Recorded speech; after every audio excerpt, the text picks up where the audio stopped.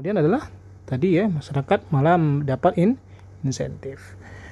Nah, lalu bagaimana dengan negara yang hari ini kalau kita lihat datanya adalah sebagian negara yang paling transparan di dunia ini ya.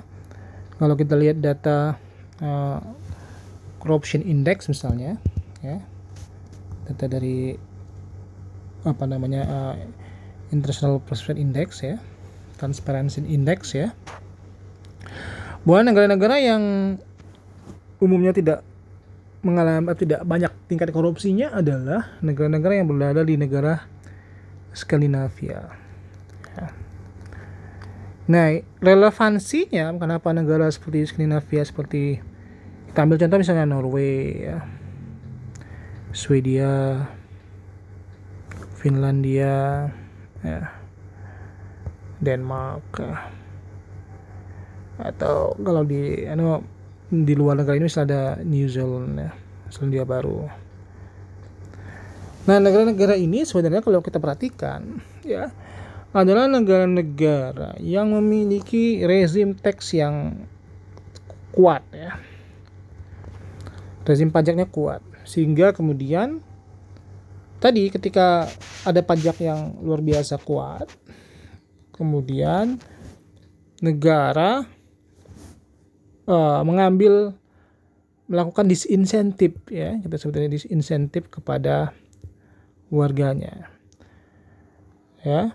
Ketika terjadi disinsentif, bagaimana negara mengambil sebagian besar, bukan sebagian kecil, mungkin sekitar 30 sampai 40%, 30 sampai 40% penghasilan itu diambil oleh negara untuk digunakan sebagai pajak.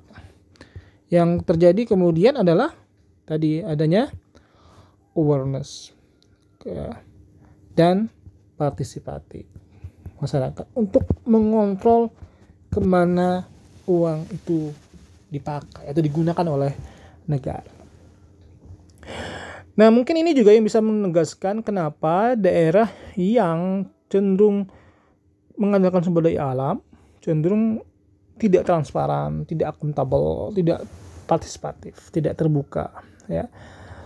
Karena masyarakatnya tidak punya kata kuncinya pada kata partisipasi ini ya.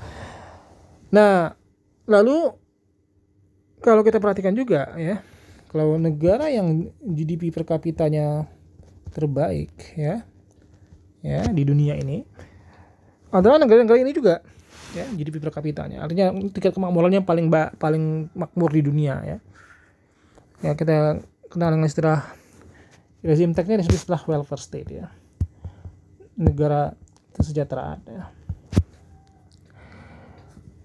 Jadi kalau saya membahas tentang welfare state ini, welfare state ini kan negara yang tujuannya adalah kesejahteraan. Nah, kenapa sejahteraannya dari mana? Dari teks tadi, dari pajak ya, dari pajak. Nah, inilah yang kemudian menjadi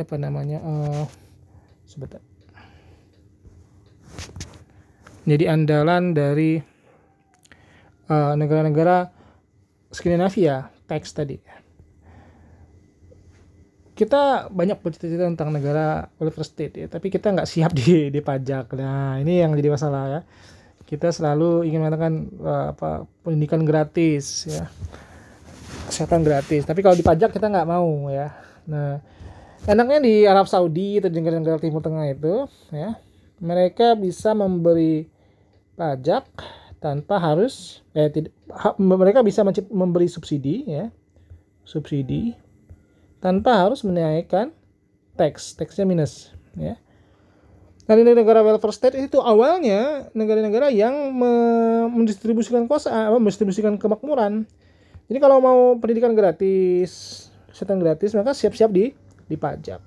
Nah, kebalikannya negara neoliberal, mereka nggak suka dengan pajak yang tinggi, tapi mereka rela untuk membayar fasilitas kesehatan, pendidikan dengan kemampuan ekonomi dia ya. Jadi sebenarnya saya sering bilang bahwa perbedaan antara negara welfare state dan neoliberal itu adalah di mana di sini ya pajaknya itu tinggi ya, di sini pajaknya rendah ya. Di sini fasilitas pelayanan publiknya atau public service-nya itu gratis ya, servisnya itu adalah positif. Nah di sini negatif ya, servisnya negatif. Mana yang lebih baik? Ini jadi pertanyaannya, mana yang lebih baik? Nah bagi orang yang senang bekerja keras, giat bekerja, mereka mungkin nggak suka dengan sistem yang pajak tinggi ya. Pengusaha-pengusaha saya pernah kerja di Australia. Saya bekerja di bos saya itu adalah seorang usahawan, seorang bisnismen ya. Dia nggak suka dengan pajak yang tinggi ya, karena kerja keras dia diambil oleh negara dan dikasih kepada yang malas dianggap ya. Itu apa dia bilang, saya kerja keras, kemudian uang yang saya ambil itu digunakan untuk orang lain. Ini pola pikir neoliberal seperti itu, orang-orang yang pendukung neoliberal, partai-partai konservatif di Inggris ya, partai Republik di Amerika ya. Mereka nggak suka dengan pajak yang tinggi. Sebaliknya masyarakat kelas menengah ke bawah ya, mereka melihat bahwa saya butuh subsidi dari negara yang secara besar ya. Mungkin mereka hidupnya biasa-biasa aja tapi dapat subsidi dari pemerintah. Nah dari mana subsidinya? Subsidi dari orang tadi, dari pengusaha-pengusaha besar tadi. Nah inilah kemudian kenapa negara-negara yang welfare state itu tidak selamanya menyenangkan bagi mereka yang misalnya bisnis sektor atau usaha-usaha besar ya, karena mereka nggak mau dipajakin secara besar. Sebaliknya negara-negara yang liberal ya, mereka orang-orang kelas menengahnya senang dikasih subsidi ya, mereka senang mendukung partai yang memberi banyak subsidi seperti Partai Demokrat. Tapi Partai Demokrat nggak disukai oleh pemilih yang nggak suka dengan pajak yang tinggi. Dulu ada istilahnya Obamacare ya. Obamacare itu adalah jaminan kesehatannya Obama ya. Obama itu memajak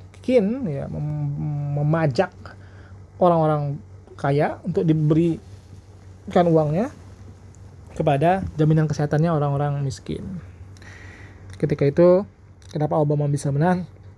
Karena terjadi krisis ekonomi akibat dari pemerintahan George Bush yang terlalu liberal, George Bush Junior, menyebabkan krisis ekonomi ya tahun 2008. Lalu Obama mengeluarkan kebijakan Obamacare karena banyak kelas menengah yang ambruk, nggak kuat ya. Nah itulah kemudian Obama bisa menang ya. Oke. Balik lagi ke masalah Skandinavia. Nah kalau kita lihat tadi data-data di negara-negara Skandinavia tadi umumnya kan negara makmur. Nah pada tahun 80-an ya, ini ceritanya pada tahun 80-an di negara-negara Skandinavia itu, terutama di Norwegia, ketemulah sumber daya alam minyak ya. Sumber daya alam minyak ya. Sumber daya alam minyak ini ibarat dunia runtuh bagi negara-negara Skandinavia ya. Inilah kenapa mereka jadi makmur ya. Jadi mereka itu ibarat sebuah buah centong ya, nggak banyak bocornya karena sistem pajaknya udah bagus ya. Ini sistem welfare state-nya sudah berjalan dengan baik ya. Welfare state karena ada 3 transparansi ya, akuntabilitas ya, dan partisipasi ya. Kita ambil 3 ini aja ya contohnya. Nah ini adalah sistem ibarat ember. Sistem welfare state itu udah mapan, udah dibentuk dengan sangat baiknya. Lalu kemudian ketemu sumber daya alam minyak. Nah sumber daya alam minyak kayak ibaratnya airnya masuknya ya. Jadi sumber daya alam minyak tadi yang diketemukan di Skandinavia tadi itu malah menciptakan kesejahteraan yang luar biasa bagi negara Skandinavia. Karena dia mengandalkan hanya dua, itu teks dan sumber daya alam. Ya, tidak seperti negara Timur Tengah yang tidak ada teksnya, tapi hanya mengandalkan sumber daya alam ya. Tapi di Skandinavia ya mereka punya dua ini. Ya. Ibarat ember dia nggak bocor karena sudah punya sistem paper state yang baik. Nah inilah yang kemudian menjelaskan kenapa negara Skandinavia adalah negara-negara yang paling sejahtera hari ini. Ya. Saya yakin kalau nggak ketemu minyak pada tahun 80-an, ya, mungkin mereka hanya mengandalkan teks. Ya. Kita hanya menemukan mereka adalah negara yang paling tidak timpang secara ekonomi. Mungkin indeks Gini-nya paling baik ya. Namun kan karena ada teks, ada pajak yang sudah berpuluh-puluh tahun mapan di sini, lalu ada sumber daya alam ketemu tahun 80-an, tambahlah semakin makmur negara Skandinavia. Nah, jadi kalau kita perhatikan negara-negara makmur hari ini adalah negara-negara Skandinavia dan negara-negara Timur Tengah seperti Qatar, ya, Qatar, Uni Emirat Arab, Saudi, ya. Qatar dan Uni Emirat Arab, Kuwait itu negara yang penduduknya sedikit tapi sumber daya alamnya luar biasa. Nah, sialnya Indonesia adalah negara yang tadi. Indonesia adalah negara yang sumber daya alamnya tidak begitu banyak sebenarnya dibandingkan dengan Saudi. Saudi itu kita gali sumur berapa meter udah ketemu minyak. Ya. Kalau Indonesia butuh ke laut untuk menggali minyaknya. Ya. Sumber daya alamnya sebenarnya nggak begitu banyak, bahkan kos untuk menambang minyaknya mahal karena di tengah laut. Ya. Yang kedua, teksnya juga nggak jalan. Ya. Nah inilah kemudian kenapa Indonesia itu negara yang kaya akan sumber daya alam sebenarnya, tapi tidak begitu kaya, tapi jumlah penduduknya banyak, ya, jumlah penduduknya banyak, dan sistem pajaknya tidak baik, tax regime-nya lemah, ya, tidak seperti negara Skandinavia. Ibarat ember tadi, ya, ini banyak kocornya nih. Ketika diisi sumber daya alam yang nggak seberapa sebenarnya dibandingkan dengan Saudi ya, tapi dibandingkan yang lain sebenarnya kaya ya. Akhirnya bocor-bocor semua karena korupsi, ya, tidak transparan. Harganya masyarakatnya tidak begitu tidak partisipatif karena nggak ada sistem pajak yang sudah dibentuk duluan ya. Ya makanya sumber daya alamnya hanya mengalir dan kemudian bocor kemana-mana, diambil oleh orang-orang yang secara ekonomi yang sudah makmur. Oke, makanya itu materi hari ini tentang apa? Tentang kutukan sumber daya alam ya. Nanti saya akan bahas tentang penyakit Belanda. Ketemu lagi di video berikutnya.